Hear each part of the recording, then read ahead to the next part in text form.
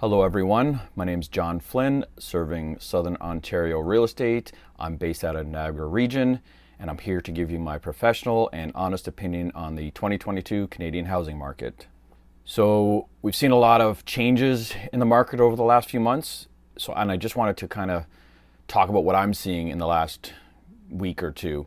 So a lot of the offers I'm getting on my listings, they're coming in like 50, 70, 80,000 under asking. And the asking prices aren't like elevated. They're not like shooting high. They're still reduced asking prices. So that's interesting.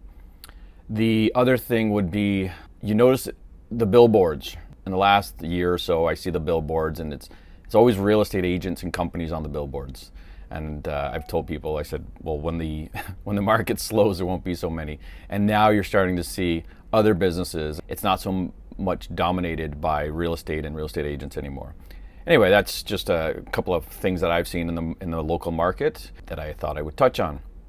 So I wanted to start off with some positive news this week instead of the doom and gloom that I usually talk about, which is the market. But anyway, I figured I would look at the positive side. People have asked in the past, what about mortgage delinquencies or mortgage arrears, as we refer to them as? We're actually at an all-time low, at least as far as the data goes back to like 1995 or so.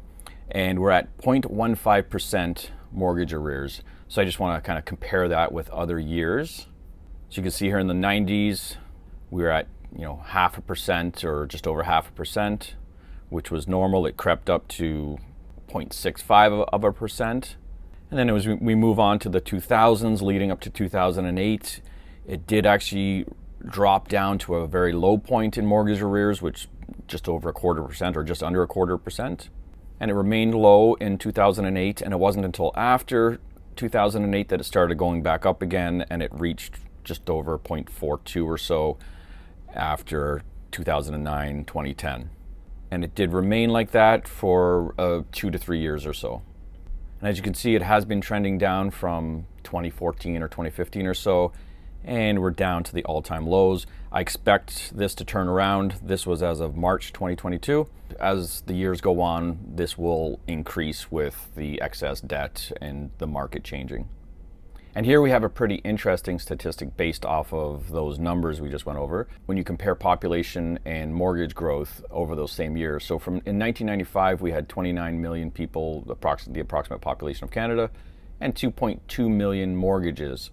In 2021, we had 38 million people and 5 million mortgages. So our population has increased 31% since 1995, approximately, and our mortgages have increased 127%. So you can take from that what you want, but there's a big discrepancy in the number of mortgages currently being held and, of course, the population. So again, it just goes to that supply and demand debate that I normally have, or we have, or whoever. Okay, now we're going to get into June stats. So June continued the downtrend, and I'll give my thoughts about it after, but I just wanted to go over some of the main key areas or populated areas in Canada. A lot of them didn't have their stats out yet, and I'm making this on July 5th. Usually they do. I don't know, it was the long weekend or whatnot, but I don't have all of them. And I just didn't want to go off of my feelings, right? So I wanted to get some information. But here from Vancouver, as per reported by Zolo, we have obviously a continuing downward trend in real estate prices and in Vancouver home prices. And this shows both greater and metropolitan areas. They obviously did peak in February to March, and they're declining. Now, certain areas, like in the Vancouver core, they haven't seen big price declines from what I can tell. It's on the outskirts in the suburban areas they see the biggest losses, just like in Ontario. But again, I'm not an expert out there, but clearly Zolo has some information, and it's trending down. And here the trend continues with increased inventory and reduced sales, and the days on market changes, but it is up a little bit in certain price points. So Calgary is now sounding their alarm bells or their cautionary media releases. And this is from the Calgary Real Estate Board. Market starts to shift as sales slow. And this was, of course, reporting on the month of June sales. And they report, as expected, higher interest rates are starting to have an impact on home sales. This is helping shift the market toward more balanced conditions and taking some pressure off prices, says the chief economist. And I just want to skip down to the second last paragraph. After 3 months of gradual gains in the months of supply, prices eased slightly relative to last month. However, with a citywide benchmark price of $543,000, levels are still over 13% higher than last year. So they're going with a year over year, and I go with a month over month or the peak to valley kind of situation. You know, a year over year to me isn't the best indicator because it's a pretty outdated one. And they go on to say, with further rate gains expected, we could continue to see slower sales activity and some monthly price growth slippage in the Calgary market in the coming months. It's funny how they word that. Some monthly price growth slippage. So it's not going to grow, it's going to slip. Anyway, creative wording there. And I just want to quickly touch on their previous months because it's interesting how it changes, right? So this is for May, so this was at the beginning of June, this release. Market continues to favor the seller despite slowing sales. And if you go down, the overall benchmark price reached $546, over 14% higher than last year's. Back to this month again, or to June, $543. So we've had a little price decline, not much, you can't really call it that, but it was 13% higher than last year. And then if you go back to April's numbers, sellers market conditions continue in April, and they were at $526, 17% higher. So you can see the percent over last year is decreasing as time goes on, and of course the mood is changing. They're clearly a little bit behind Ontario and like suburban Vancouver. With theirs, their peak was probably May to June, and they're starting to see the market shift now, obviously due to interest rates. And now we move on to the big one, Ontario. Biggest province, biggest impact with the numbers in my opinion. So this is again for all of Ontario, excluding GTA and excluding some other smaller places that don't cooperate with their data. So we had a 6.5% decrease month over month from May to June, and a 17.3% from the February high. Pretty significant. The number of homes for sale or inventory is consistently increasing, and I drew a trend line, just a straight trend line back. This is pre-pandemic inventory, so we are starting to see some pre-pandemic numbers come. First one will be inventory, and I'm guessing prices will follow, as many of my viewers, you think the same. Some people think more, but we're definitely going back to pre-pandemic price points, in my opinion. And you can see the number of homes for sale were back to prior to 2020, or the first January 2020. And it looks like we're close to the last quarter of 2019 for number of homes for sale. So pre-pandemic inventory for all the buyers. And here is number of sales. You can see number of sales, obviously varies up and down depending on the season. And if you look at the low points, they're usually, besides the one big dip in April 2020, but usually we dip in the winter and we increase in the warmer months. Well, we're going against that trend now. We're decreasing in the warmer months, which is against the trend, the historical trend. Average days on market is still very low. It's about 17, but it is trending up quickly. But it continues to be very low. A lot of buyers are still buying quick due to interest rate holds. They're getting those lower interest rates and they're taking advantage of them before they rise, and they can't afford, obviously, to buy a house. Months of supply, this correlates directly with homes for sale. Again, it brings us back. If you look at the last time it was this high, we're at 2.5 months for this region, for Ontario. And we are just at about Q4 2019 for months of supply. So we have returned to pre-pandemic supply. And the percentage of original list price, what are homes selling for, percentage-wise, of course, we were up at 120% at the peak. We are now very rapidly going down. In my region, it's like about 97%. And again, that's 500,000 people in my region.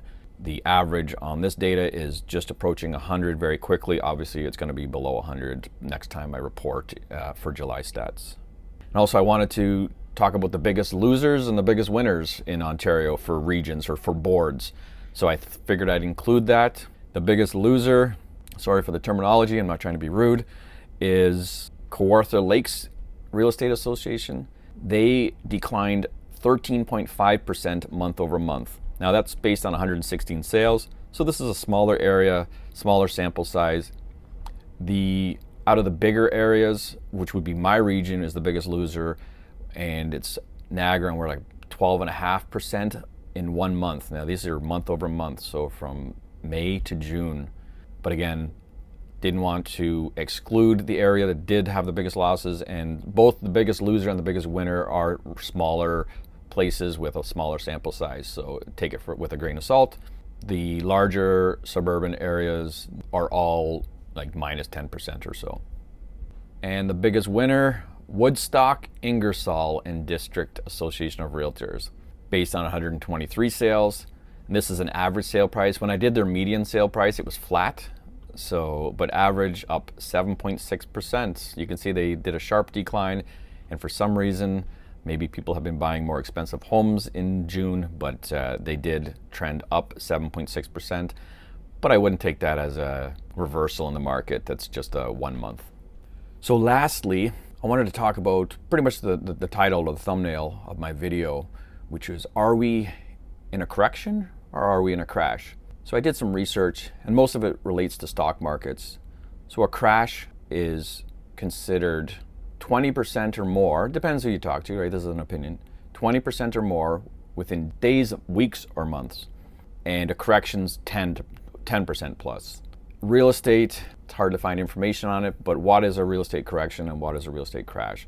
Well, in Ontario, we're at 17.3% in months, like literally in 3 months.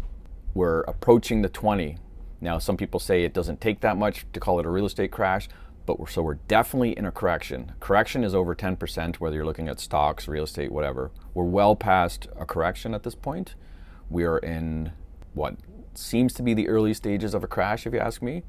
Now, I'd like to hear your opinion. Is it 10% is a correction in real estate and 20% is a crash? Or is it lower for real estate? I think that I probably would stick with the 20% to be non-alarming. But yeah, we're definitely in a correction, even nationally. Forget about Ontario, we're 13% for previous months. So it'll be interesting to see once CREA releases their mid-month statistics for June, how much. We're 12.9, what are we gonna be now? So yeah, let me know your thoughts, correction or crash. It's one or the other. We're definitely not trending up. If you think we are, you're watching the wrong video. Yeah, you probably should give your head a shake at this point because it's very clear where we're going.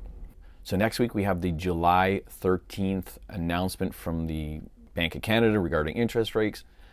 There's a lot of speculation. Are they going to do 0.75%, 75 basis points like the States just did?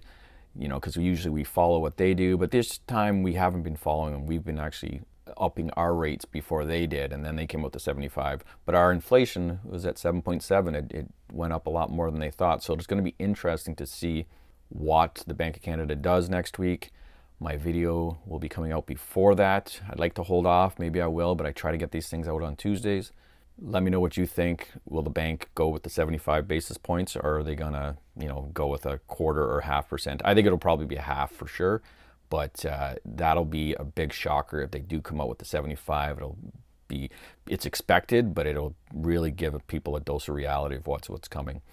So thanks for watching. Until next week, I'll see you then.